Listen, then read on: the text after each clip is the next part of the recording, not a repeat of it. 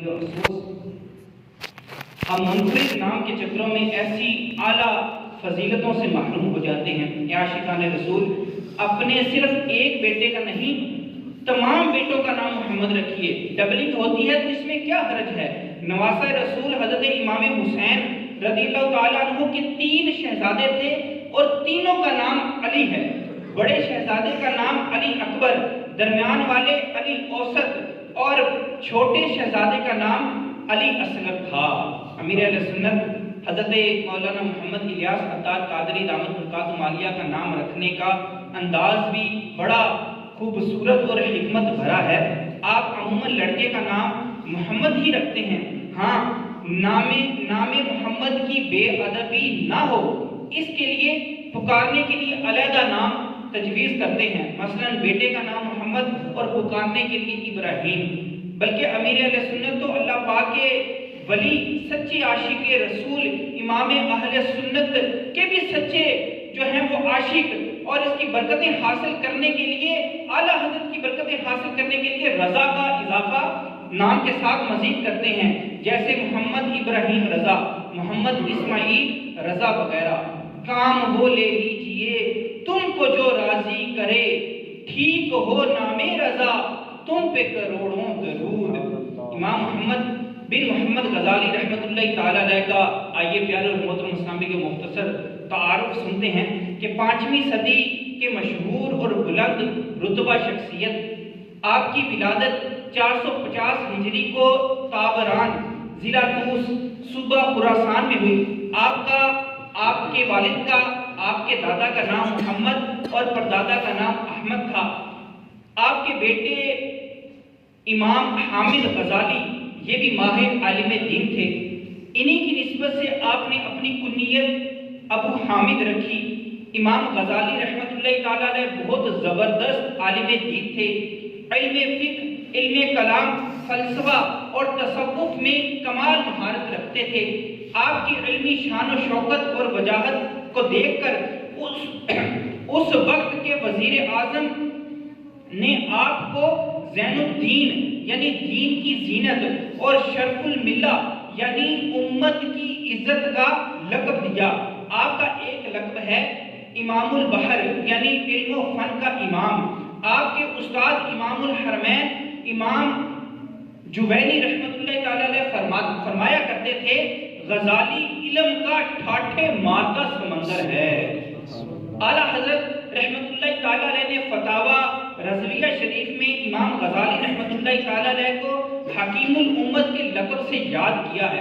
امام غزالی اسلام پر اعتراض کرنے والے بد مذہبوں اور کافروں کو اپنے مضبوط دلائل سے خاموش کر دیا کرتے تھے، اس لیے آپ کو حجت الاسلام یعنی اسلام کی دلیل بھی کہتے ہیں۔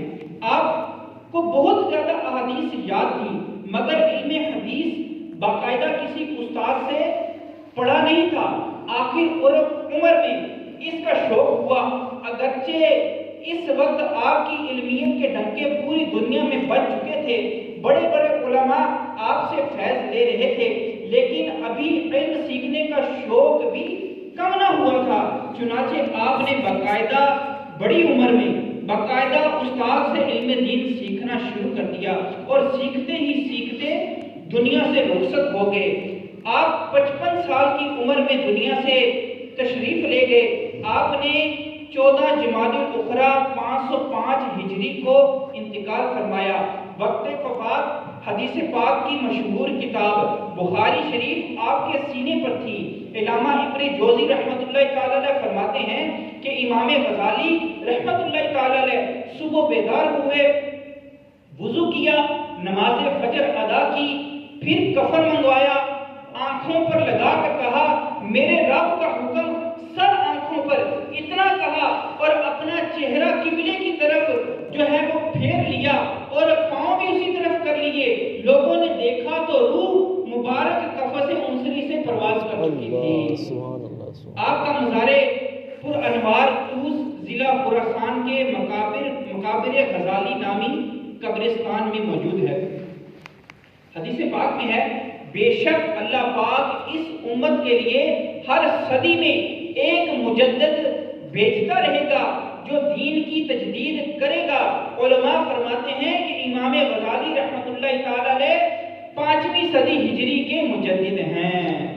تو عالم، تو فاضل، تو عابد، تو زاہد، مجدد ذیشان امام غزالی۔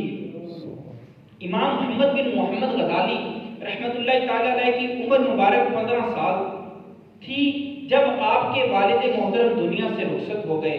چنانچہ گھر کے معاشی حالات سے تنگ ہونے لگے۔ اس کے باوجود امام غزالی رحمۃ اللہ تعالی علیہ نے مدرسے کا رخ کیا اور علم دین سیکھنے میں مصروف ہوئے۔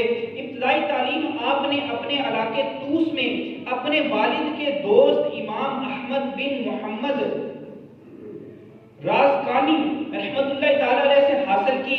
پھر جرجان تشریف لے گئے، وہاں امام ابو نصر اسماعیلی رحمت اللہ تعالی علیہ سے علم حاصل کیا۔ پھر نیشاپور تشریف لے گئے اور کئی سال امام الحرمین امام جوینی رحمت اللہ تعالی علیہ سے علم دین سیکھتے رہے۔ امام غزالی کا معمول تھا کہ جو کچھ استاد سے لکھتے سیکھتے اسے لکھ کر نوٹس کی صورت میں محفوظ کر لیا کرتے تھے۔ جب آپ جرجان سے واپس تشریف لا رہے تھے، راستے میں ڈاکوؤں نے حملہ کیا، قافلے کا تمام سامان لوٹ لیا۔ اس حادثے میں امام غزالی رحمت اللہ تعالی علیہ کے علمی نوٹس بھی ڈاکوؤں کے ہاتھ لگ گئے۔ آپ کو اس کا بہت صدمہ ہوا، چنانچہ آپ ڈاکوؤں کے سردار کے پاس تشریف لائے اور اللہ کریم کی بارگاہ میں حاضری کا منظر یاد دلا کر فرمایا کہ میں بس اتنا چاہتا ہوں کہ میرے نوٹس جو ہیں مجھے واپس کر دو، لوٹا دو، اس میں تمہارے فائدے کی کوئی چیز نہیں۔ اس پر ڈاکوؤں کے سردار نے کہا لگایا اور طنزیہ لہجے میں بولا کہ تمہیں علم پر عبور کیسے ہو سکتا ہے، حالانکہ یہ نوٹس چھن جانے سے تم بالکل کورے ہو گئے۔ بس یہ ایک جملہ سننا تھا جس سے امام غزالی رحمۃ اللہ تعالی علیہ کے دل پر گہرا اثر پڑا۔ فرماتے ہیں کہ میں سمجھ گیا کہ بات ڈاکوؤں کے سردار نے کہی نہیں تھی، بلکہ میری رہنمائی کے لیے اللہ پاک نے اس کی زبان سے جو ہے کہلوائی تھی۔ چنانچہ میں نوٹس لے کر اپنے وطن پہنچا اور پورے 3 سال لگاتار محنت کر کے نوٹس میں لکھے ہوئے تمام مسائل زبانی یاد کر لیے۔ پیارے پیارے اسلام بھائیوں، دیکھا آپ نے کہ امام غزالی رحمت اللہ تعالی علیہ شروع ہی سے اپنی اصلاح کی طرف کیسے متوجہ تھے۔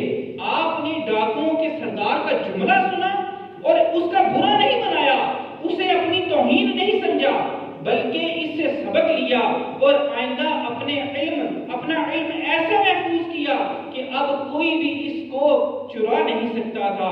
اس سے معلوم ہوا کہ کبھی کبھی ایک جملہ ہی زندگی کا انداز بدل دینے کے لیے کافی ہوتا ہے۔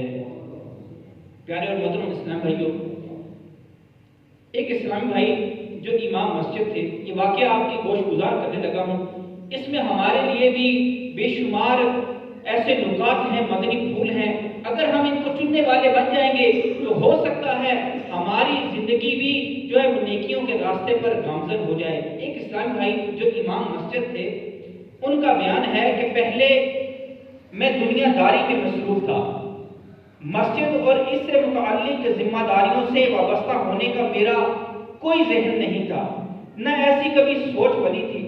خوش قسمتی سے میرے بڑے بھائی کو دعوت اسلامی کا دینی ماحول میسر آیا۔ انہوں نے گھر میں نیکی کی دعوت کا سلسلہ شروع کیا اور تمام بھائیوں کو دینی ماحول میں مصروف کر دیا۔ ایک بھائی اور سارے گھر والوں کو انہوں نے دینی ماحول سے وابستہ کر دیا۔ وہ اسلامی بھائی فرماتے ہیں کہ میرا ذہن ابھی تک دینی نہیں بنا تھا اور ابھی دنیا داری کی الجھنوں میں مصروف تھا۔ ایک دن بھائی نے مجھے سمجھایا تو میں نے کہا ہمارے سارے بھائی دینی کاموں میں مصروف ہیں، گھر کا ایک فرد تو دنیا داری کے لیے ہونا چاہیے۔ عمومی طور پر ایسا ہوتا ہے کہ لوگ سوچتے ہیں کہ سارے چلو ایک حافظ ہو جائے اور باقی چلو ایک کو MBA کروا دو، کسی کو کوئی ڈگری لے دو، کسی کو کوئی معاملہ جو ہے وہ کاروبار کروا دو۔ لیکن پیارے اور محترم اسلام بھائیوں، دل پر چوٹ لگانے والی وہ بات مبلغ دعوت اسلامی نے کی۔ فرماتے ہیں کہ ایک دن میرے بھائی نے مجھے سمجھایا کہ ہمارے سارے دینی بھائی جو ہیں وہ دینی کاموں میں مصروف ہیں. گھر کا ایک فرد تو دنیا کے لیے ہونا چاہیے. یہ سن کر بڑے بھائی نے بڑے تحمل سے حکمت بڑا جملہ بولا جو میرے دل پر لگا اور کہنے لگے کہ ہاں سب جنت کے راستے پر ہیں، ایک تو ہی تو جہنمی بننا چاہتا ہے. مقصد یہ تھا کہ دین کا راستہ جنت میں لے جانے والا راستہ ہے. سب دینی کاموں میں مصروف ہیں، ایک کو دنیا داری میں مشغول رہنے کا مطلب یہ ہے کہ وہ جنت کے راستے سے دور ہوتا چلا جا رہا ہے. بس یہ جملہ سننا تھا کہ میرا ذہن بن گیا. الحمدللہ میں عطاری امیر سنت کا مرید بھی ہوا، امام مسجد بھی ہوا اور حسب استطاعت دین کی خدمت بھی کر رہا ہوں. سبحان عطائے حبیب خدا دینی ماحول ہے، فیضان غوث و رضا دینی ماحول سمجھ جائے گی آخرت انشاءاللہ، تم اپنائے رکھو صدا دینی ماحول. صلو علی الحبیب صلی اللہ علیہ محمد. امام غزالی رحمت اللہ تعالی علیہ طویل عرصہ ایران کے شہر نیشاپور میں امام الحرمین امام جوینی رحمت اللہ تعالی علیہ کی خدمت میں حاضر رہے اور ان سے علم دین سیکھتے رہے. جب امام الحرمین رحمت اللہ تعالی علیہ دنیا سے رخصت ہوئے تو آپ نے نیشاپور کو خیر آباد کیا اور بغداد تشریف لے آئے. بغداد میں اس وقت علم کا جو ہے وہ مرکز تھا اور سلجوق سلطنت کا دارالحکومت بھی بغداد تھا. اس وقت کے وزیر اعظم نظام الملک علم دوست اور نیک طبیعت تھے، اس لیے اکثر دربار شاہی میں علماء کا اجتماع رہتا. علماء یہاں علمی مذاکرہ کرتے، شرعی مسائل کا حل نکالتے. بعض دفعہ کسی مسئلے پر علماء کا اختلاف ہو جاتا تو حق واضح کرنے کے لیے مہذب انداز میں مناظرے کا اہتمام بھی کیا جاتا. امام غزالی رحمۃ اللہ تعالی علیہ جب دربار شاہی میں تشریف لائے تو وزیر اعظم کی موجودگی میں کئی علماء کے ساتھ آپ کا علمی مذاکرہ ہوا. وزیر اعظم نے آپ کا علمی کمال دیکھا تو وہ بہت خوش ہوئے. چنانچہ وزیر اعظم نے امام غزالی رحمۃ اللہ تعالی علیہ کو بغداد شریف کے مشہور اسلامک یونیورسٹی جامعہ نظامیہ میں شیخ الجامعہ یعنی وائس چانسلر کا عہدہ پیش کیا. اس وقت امام غزالی رحمۃ اللہ تعالی علیہ کی عمر مبارک 34 سال تھی. 4 سال تک امام غزالی رحمۃ اللہ تعالی علیہ جامعہ نظامیہ میں درس و تدریس فرماتے رہے. اس وقت تک آپ رحمۃ اللہ تعالی علیہ کی علمی شان و شوکت کا چرچا دور دور تک ہو چکا تھا. ملک کے بڑے بڑے علماء، وزیر، مشیر آپ کے درس میں حاضر ہوتے اور علمی پیاس بجھایا کرتے تھے.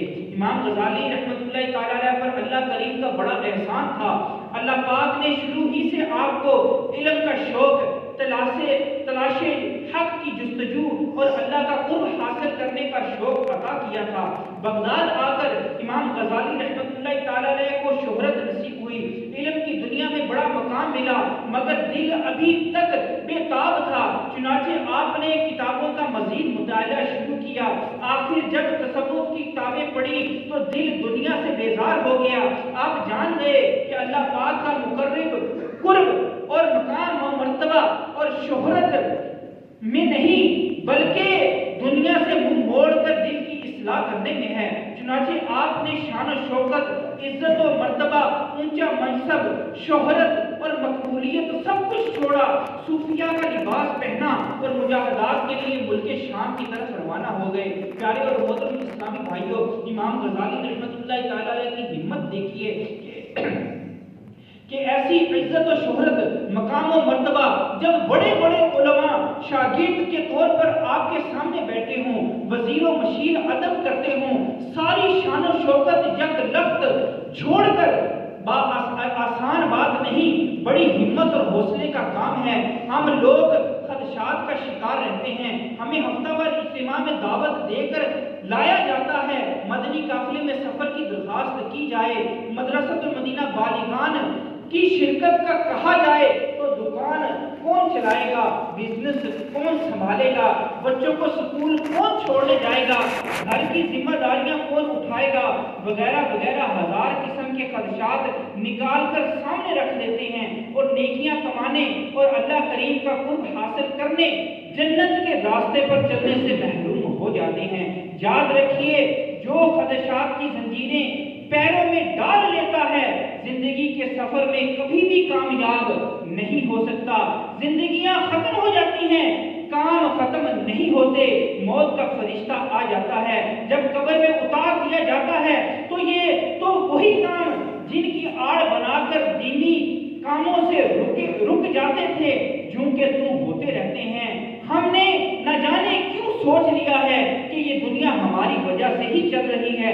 ہزاروں لوگ قبروں میں سو رہے ہیں، ان کا بھی یہی حال تھا کہ میرے بغیر تو یہ دنیا رک جائے گی، میں نہ رہا تو گھر سے لے کر کاروبار تک سب کچھ معطل ہو جائے گا، بچے بھوکے مر جائیں گے، گھر کی معیشت، گھر کا نظام تباہ ہو جائے گا، دنیا جیسی ہے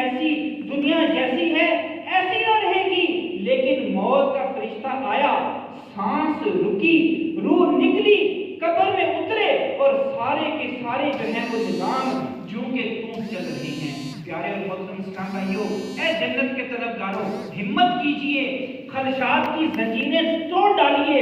اللہ کے آخری نبی رسول ہاشمی صلی اللہ علیہ وآلہ وسلم نے فرمایا کہ جس کے لیے بھلائی کا دروازہ کھل جائے تو وہ کود کر اس میں داخل ہو جائے، کیونکہ وہ نہیں جانتا کہ یہ دروازہ کب تک کھلا رہے گا۔ پیارے اور محترم ساتھیو، ابھی سانسیں چل رہی ہیں، ابھی ہماری سانسیں باقی ہیں، ابھی زندگی کی ڈوری چل رہی ہے۔ ایسا نہ ہو کہ جو ہے ہمیں نیکی کی دعوت دینے والے، ہمیں جو ہے وہ نیکی کے راستے پر چلانے والے ہم تک نیکی کی دعوت نہ پہنچا سکیں، ہماری سانسیں جو ہیں وہ ختم ہو جائیں، اس سے پہلے کہ موت کا فرشتہ آئے، ہم اپنے لیے جو بھلائی کا دروازہ کھلا ہے اس کے اندر فوراً داخل ہو جائے۔ دیکھیے، امام غزالی رحمت اللہ تعالی علیہ کے لیے بھلائی کا دروازہ کھلا۔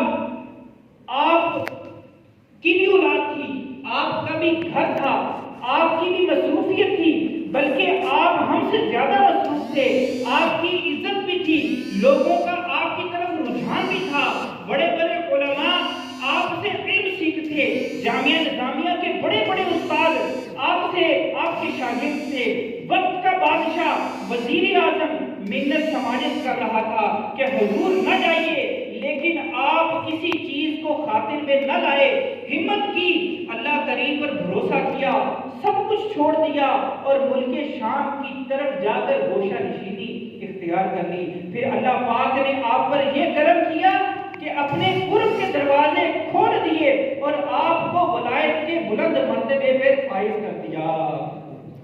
سچ ہے، انسان کو کچھ کھو کے ملا کرتا ہے، آپ کو کھو کے تجھے پائے گا جویا تیرا۔ یعنی اس شعر میں بتایا گیا ہے کہ انسان کو رتبہ ہمیشہ قربانی دے کر ہی ملتا ہے۔ جو اللہ کریم کی معرفت، اس کے لیے قرب کا طلبگار ہو، اسے خود کو فراموش کرنا ہی پڑے گا، تب ہی مرتبہ نصیب ہوگا۔ صلو علی الحبیب صلی اللہ علیہ وسلم۔ امام غزالی رحمت اللہ تعالی علیہ بلند رتبہ عالم دین تھے۔ جب آپ نے راہ طریقت پر قدم رکھا تو اس بارے میں خوب غور و فکر کیا۔ آپ جانتے تھے کہ یہ راستہ دشوار ہے، لہذا پیر کامل کی رہنمائی کے بغیر اس راستے پر چلنا اور کامیابی حاصل کرنا ممکن نہیں۔ چنانچہ آپ شیخ ابو علی فارمزی رحمت اللہ تعالی علیہ کی خدمت میں حاضر ہوئے، اپنی تمام علمیت، مقام و مرتبہ وغیرہ پس پشت ڈالا اور خالی دل ہو کر پیر کامل کی اطاعت و فرما برداری میں مصروف ہو گئے۔ علامہ تاج الدین سبکی رحمت اللہ تعالی علیہ فرماتے ہیں کہ امام غزالی رحمت اللہ تعالی علیہ کو جن اوراد و وظائف، عبادات، ریاضت اور مجاہدے کا حکم دیتے، آپ استقامت کے ساتھ اس پر عمل کرتے، یہاں تک کہ اللہ پاک نے آپ کو مقصود تک پہنچا دیا۔ ولایت میں اعلیٰ، امامت میں بالا، مجدد ذیشان امام غزالی۔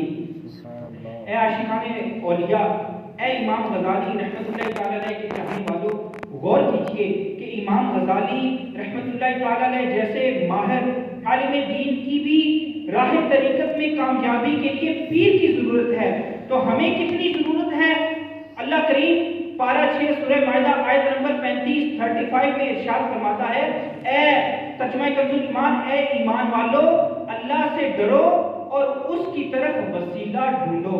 حکیم الامت مفسر قرآن مفتی احمد یار خان رحمۃ اللہ تعالیٰ علیہ اس آیت کے تحت فرماتے ہیں کہ ہر چیز کی تلاش کے لیے دروازے الگ ہیں، ہر سودے کی جستجو کے لیے بازار دکانیں جداگانہ ہیں، اس چیز کی تلاش میں ان دروازوں دکانوں بازاروں میں جانا پڑتا ہے۔ خدا تعالیٰ کو ڈھونڈو حضور اکرم صلی اللہ تعالیٰ علیہ وآلہ وسلم کے دروازے پر، حضور اکرم صلی اللہ علیہ وآلہ وسلم کو ڈھونڈو حضرت اولیاء اللہ کے دروازوں پر۔ اور مزید فرماتے ہیں کہ اس آیت میں تقوی کے بعد وسیلے کی تلاش کا حکم دیا گیا ہے کہ کوئی متقی تقوی کے کسی درجے پر پہنچ کر وسیلے سے بے نیاز نہیں ہو سکتا۔ لہذا کوئی متقی مسلمان یہ نہ سمجھے کہ میں تو متقی ہو گیا ہوں، اب مجھے اللہ تعالیٰ تک پہنچنے کے لیے کسی وسیلے کی ضرورت نہیں۔ جیسے ہر مومن اعمال اور تقوی کی حاجت مند ہوتا ہے، یوں ہی ہر متقی وسیلے کا حاجت مند ہوتا ہے۔ صلو علی الحبیب صلی اللہ علیہ وسلم۔ پیارے اور محترم اسلامیوں کو بیش 11 سال تک امام غزالی رحمۃ اللہ تعالیٰ علیہ گوشہ نشین رہے اور اللہ پاک کی عبادت و ریاضت کرتے رہے۔ اس دوران فتنوں نے سر اٹھایا، ان فتنوں سے نمٹنے کے لیے کسی ماہر عالم کی ضرورت تھی۔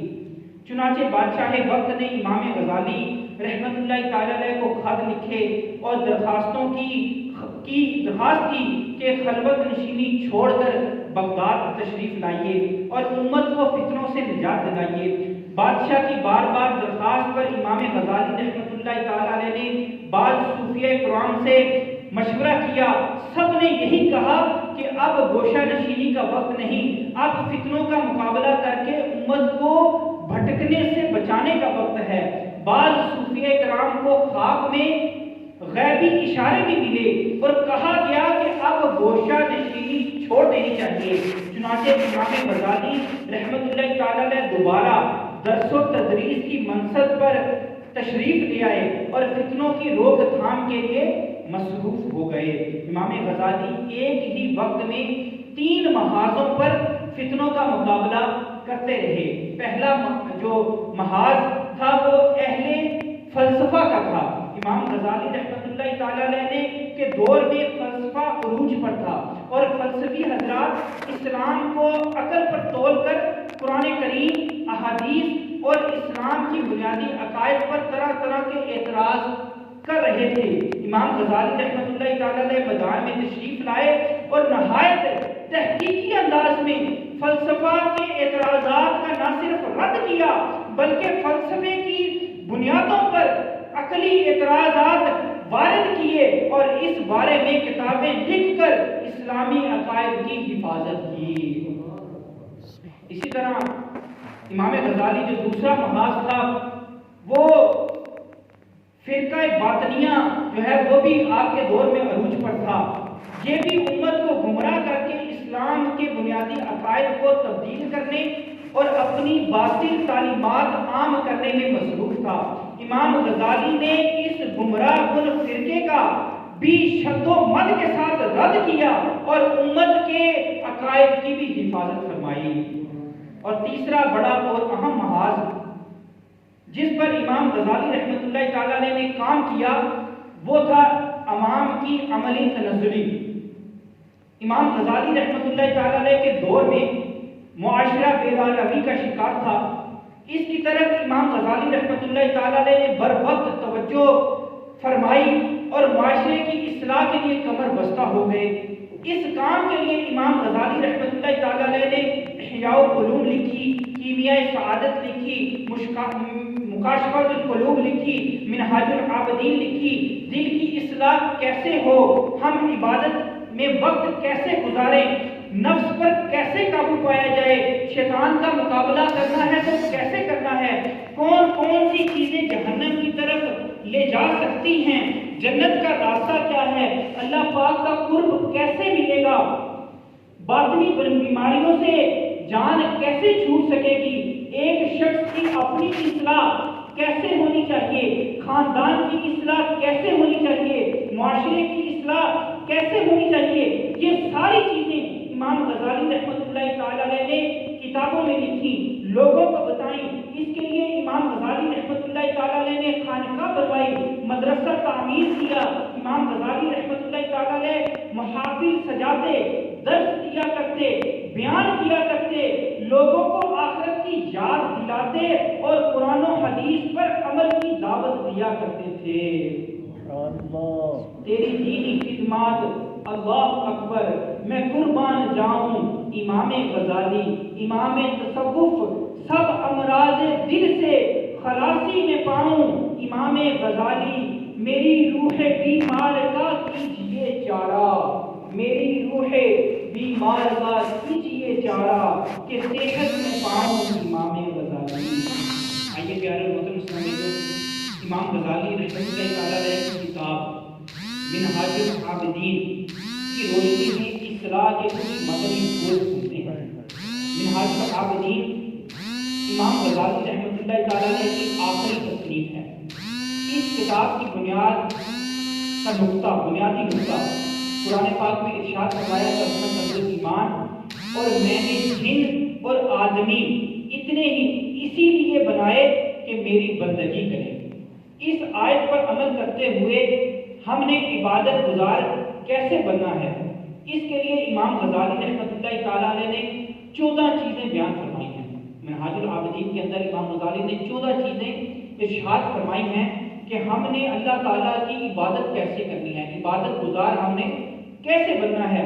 یہ 14 چیزیں آپ نے ارشاد فرمائی، تب ایک بندہ واقعی عبادت گزار بن سکتا ہے۔ یعنی ان 14 چیزوں پر جو عمل کرے گا، عمل پیرا ہوگا، منہاج العابدین کے اندر یہ 14 چیزیں لکھی ہوئی ہیں، تب جو ہے وہ بندہ جو ہے وہ عبادت گزار واقعی بن سکتا ہے۔ ان میں پہلی چیز، پیارے محترم صاحب، جو آگے جو بیان کا حصہ ہے بڑا تصوف والا حصہ ہے، اور اگر ہم سنیں گے تو ہمارے دل کے اندر جو ہے علم دین کا جو ہے وہ محبت جو ہے وہ پیدا ہوگی، عمل کا جذبہ پیدا ہوگا۔ توجہ کے ساتھ سنیے کہ ان 14 چیزوں میں سے پہلی چیز وہ ہے علم۔ عبادت گزار وہی بن سکتا ہے جس کے پاس علم ہو، جسے معلوم ہی نہیں کہ کیا کیا چیزیں عبادت ہیں، کیا کیا چیزیں عبادت نہیں ہیں، وہ عبادت گزار کیسے بن سکے گا؟ جس نے نماز سیکھی ہی نہیں، قرآن سیکھا ہی نہیں، روزے کے احکام سیکھے ہی نہیں، وہ کام کیسے کر پائے گا؟ پھر کون سی چیزیں ہیں جو عبادت کو ضائع کر دیتی ہیں؟ کون سی چیزیں ہیں جو عبادت کو گناہ میں تبدیل کر دیتی ہیں؟ جو چیزیں عبادت ہیں نہیں مگر زندگی گزارنے کے لیے ضروری ہیں، انہیں عبادت میں کیسے تبدیل کرنا ہے؟ بندہ کاروبار کرتا ہے، دکان پر جاتا ہے، سکول جاتا ہے، بازار جاتا ہے، کھانا کھاتا ہے، دن میں 1000 کام کرتا ہے، ان سب کو عبادت میں کیسے تبدیل کیا جا سکتا ہے؟ دنیا میں رہتے دنیا دار نہیں بلکہ عبادت گزار کیسے بنا جا سکتا ہے؟ اگر علم نہ ہو تو یہ سب کچھ پیارے اور محترم بھائیوں کیسے ممکن ہے؟ امام غزالی نے حدیث پاک نقل فرمائی کہ مصطفیٰ جان رحمت شمع بزم ہدایت صلی اللہ علیہ وآلہ وسلم نے فرمایا کہ علم عمل کا امام ہے اور عمل اس کے تابع ہے۔ اور پیارے اور محترم سامنے دوسری چیز امام غزالی نے منہاج العابدین میں جو ارشاد فرمائی، پہلی علم ارشاد فرمائی اور دوسری فرمائی کہ توبہ، یعنی اللہ تعالیٰ کی بارگاہ میں توبہ کرنا، یہ دوسری جو ہے وہ ارشاد فرمائی۔ علم الالسان، یعنی وہ علم جو صرف زبان تک ہے، علم کی 2 قسمیں ہیں، وہ علم جو صرف زبان تک رہتا ہے، دل میں نہیں اترتا، اس علم کا کوئی فائدہ نہیں، یہ روز قیامت انسان کے خلاف گواہی دے گا۔ اور دوسرا علم جو ہے وہ دل کا علم ہے، یہ اصل علم ہے۔ جب یہ علم حاصل ہو تو بندہ اپنے آپ میں ڈوب جاتا ہے، اسے اپنے گناہ نظر آتے ہیں، اپنی خطائیں یاد آتی ہیں، قبر کا منظر آنکھوں کے سامنے کھل جاتا ہے، قیامت یاد آتی ہے، اللہ پاک کی بارگاہ میں پیشی کا منظر یاد آتا ہے، پھر بندہ اندر سے ٹوٹ جاتا